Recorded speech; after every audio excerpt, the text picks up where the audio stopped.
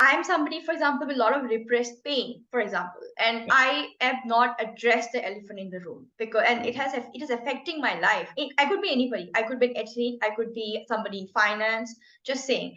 But what, because you are somebody who has found writing and you have addressed the elephant in the room via that, if there are certain tips, like 5 things that you can suggest to somebody, what steps should they follow? Okay, I would say the first part when you're addressing the elephant in the room is you got to find an outlet. Okay, before you even start looking for answers, you got to have an outlet for these emotions, because before you seek answers, you still have all the stuff in here. So you got to find an outlet. So for me, it's writing.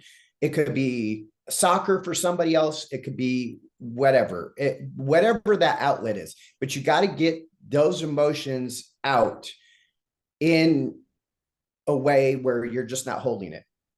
Once you find an outlet, and again, it doesn't have to be a big outlet, but you need to start getting in the process of shedding some of those emotions. Then you got to become almost a detective. And you're going to have to really kind of do the research. You're going to have to ask some hard questions, and they may not ever be answered. I always equate it as putting together a puzzle with missing pieces.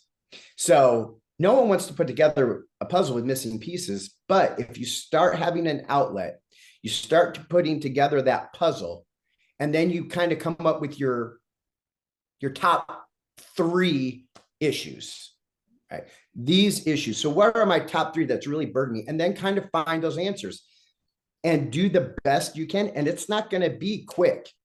It might take some years. It might take this, but as if you keep putting together the puzzle, the more healing you're going to get, and the more addressing it you're going to get. Oh, I got the answers for this one. Now I can move on to another one. And so it's kind of putting that puzzle. So I'd say the first one is finding that outlet. Second is being that detective. And then the third one is it's never going to end. So if you think that one day it will just be, I'm done, I don't think that's ever going to happen. I think that number 3 is finding a way to constantly check in with yourself, right? Check in with yourself is like, wow, I haven't really done this, or I really been feeling a certain way. I don't feel loved. If I don't feel loved, why don't I feel loved? Is it the person, or is it maybe I'm dealing with an issue from my past and they're kind of crossing, right? My partner said something and that triggered me from my past, and now I'm saying that my partner is just like this person, when in really it's the way I'm looking at it, because you constantly got to be that detective. And I would say those are probably the 3 ones. You can't give up on it. You got to keep working on it every day. And that goes for your outlet. You can't just say one day, oh, I'm good now, I can stop my outlet, right? It has to flow. Yeah. You got to constantly flow with your outlets. And that's why I try to write every day, because it's cleansing. And, if I'm not writing for a day or creating art, then, we have pens, there's paintbrushes. So if I'm not creating art, there's going to be, I'm going to fall back to old habits, and I'm going to feel old emotions. So if you want to be your better self, you kind of got to do things that you normally wouldn't do. The 3 things you said, exactly what it is. It echoes my own experience, because first step is about finding, addressing it, accepting it, and then doing something about it, whichever way it appeals to us. Right.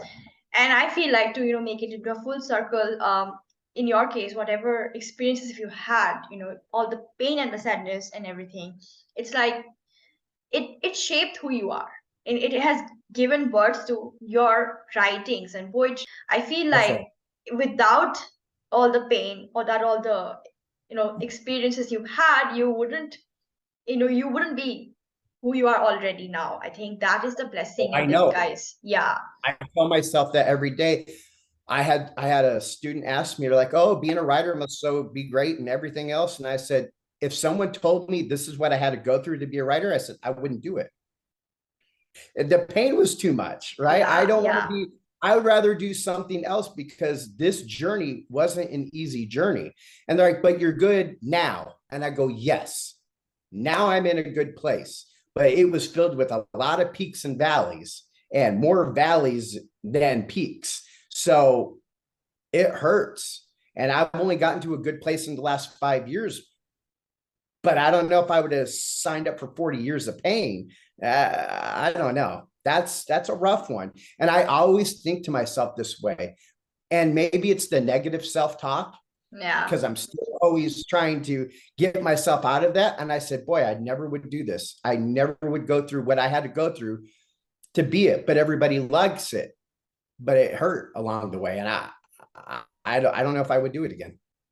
Yeah, I think we all have something or the other that we don't Right. want to, we wouldn't have, definitely deliberately chosen, but subconsciously it happened somewhere along the line. But I personally feel like the past is dead and we only have the now. Because I follow Eckhart Tolle, the philosopher, who said that the only time is now. Now is our power, and we can impact it, make whether we can choose to feel good or not. And I feel like doing how we choose our thoughts now can impact our future. But like you said, it's a process. In my own, journey, it's like sometimes I'm sorted, and because I'm writing and feeling good. But there are times when I kind of things sink in and I'm in low energy because I've not done the work. And then there's a lot of self-criticism because, oh, you should have sat and written, you should have done the work, you should have meditated. Why didn't you? But it's always going to be there. And I think kindness and compassion is something I found very something I lack, but I feel like it's something there is a reason why life gave me an opportunity to learn. I feel it goes a long way.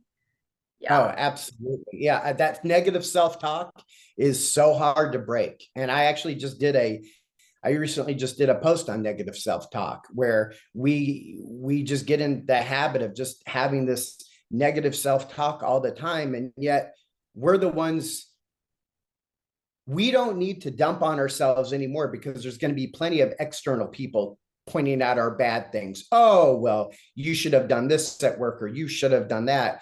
There's going to be enough people telling us these things, but we don't need to keep adding on to it. And most definitely, we don't need to add on to it first thing in the morning.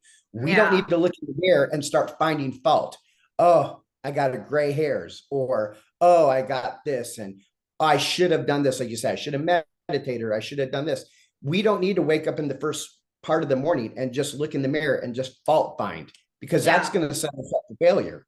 We got to set ourselves up for success and look at it and says, I got gray hair, but I'm going to accept it. I can't, that's how it's going to be. And that's kind of where we got to get into that mode, because there's going to be enough people giving us negativity. We don't need to be those people, Yeah. right? We need to be our own advocate for ourselves and say, we're good.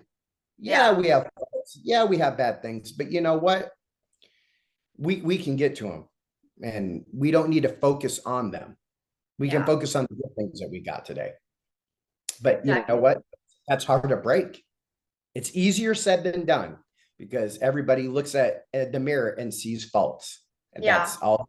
And that's how my columns, I'm no different, right? I can say we should do this, but then I say my columns, but I know that's not as easy as said than done. Yeah. And It's a that's, process.